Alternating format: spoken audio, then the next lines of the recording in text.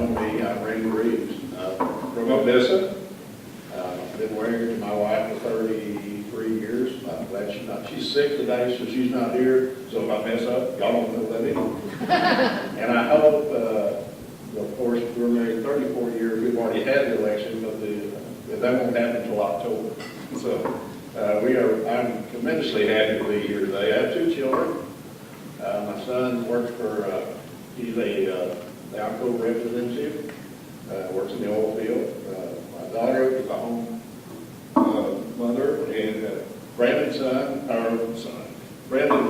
wife is also a homemaker, and fixing to have another baby. I have 2 grandchildren with him and 2 with my daughter, and another one on the way, so we're looking forward to that. And that's one of the reasons why, I've got into this race also.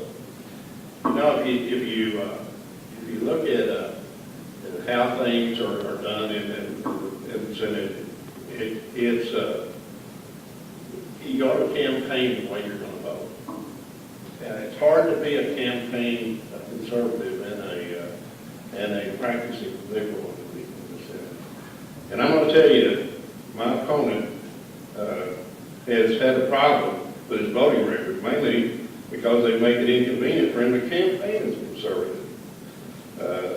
The fiscal responsibility index gave him a D+. That's better than last year when it was a 42. That was 44. That was 2 above the highest ranking Democrat.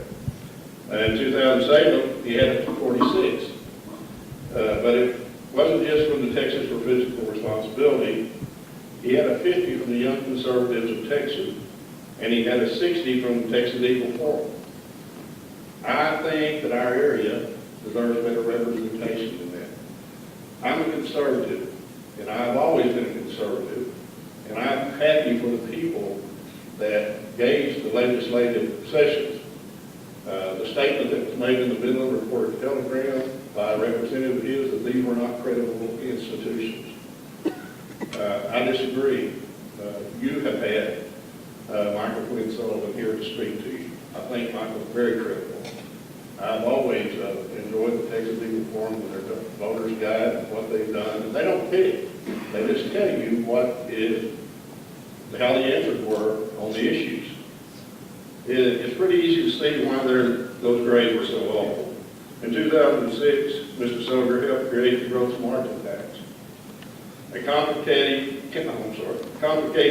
inefficient, and unfair tax on small businesses.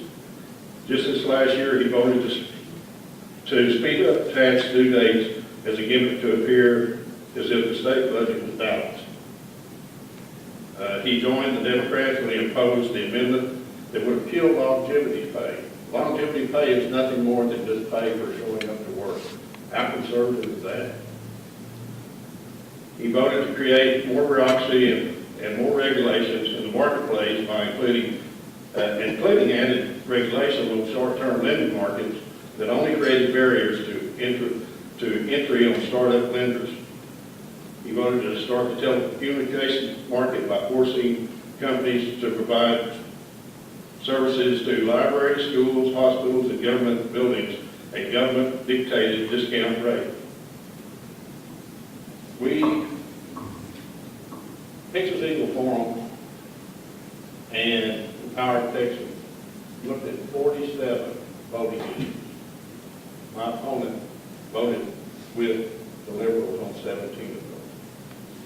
I'm telling you that the reason I'm running today is because I believe that District 31 deserves better representation than that. I'm the one that's not the incumbent. I can't mince words and try to tell you how to fix the national debt. I can't tell you how to fix the pipeline that Mr. Obama killed. I'm against that just as much as anybody, but I'm going to study Texas issues. I've worked in the oil field for 35 years. I'm going to fight regulations that impede that industry. I've seen what it did to New Mexico. In New Mexico, they have a prairie chicken law that says that every electrical line has to be buried. That raised our costs in the oil field from $160,000 a mile to $450,000 a mile. It's going to kill a lot of drilling. We can't drill from May to June, July, except from 9 o'clock to 6 o'clock. Drilling rigs can't make money, and we can't make money drilling those few hours. We have to start fighting these things before they cross our border. Luckily, New Mexico has a good governor now. She's trying to change some of this, but I'm going to tell you, once those laws are on the books, it is awful, awful hard to get people to rescind them.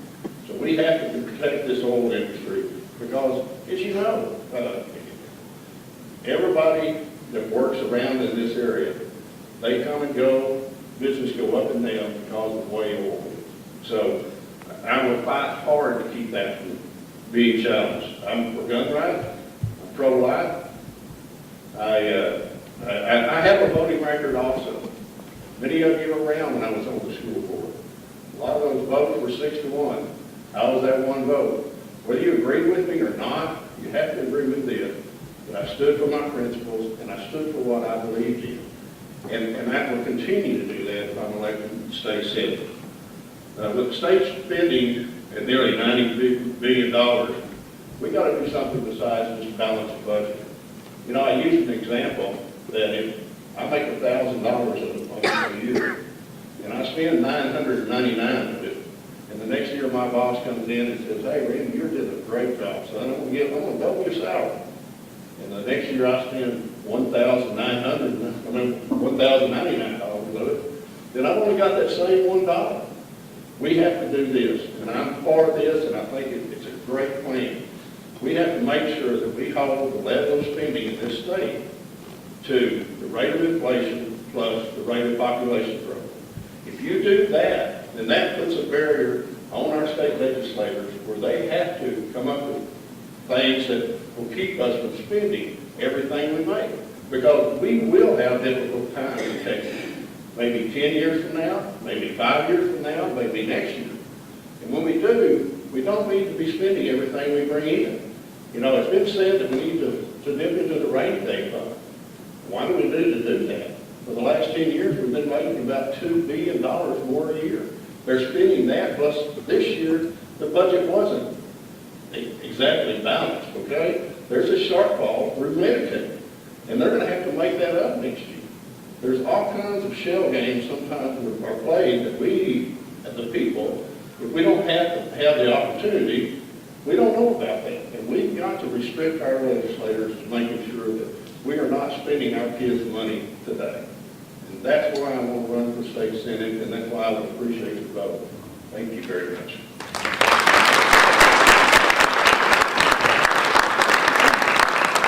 Okay, I know you have questions, so let's do it like this. If you have a question,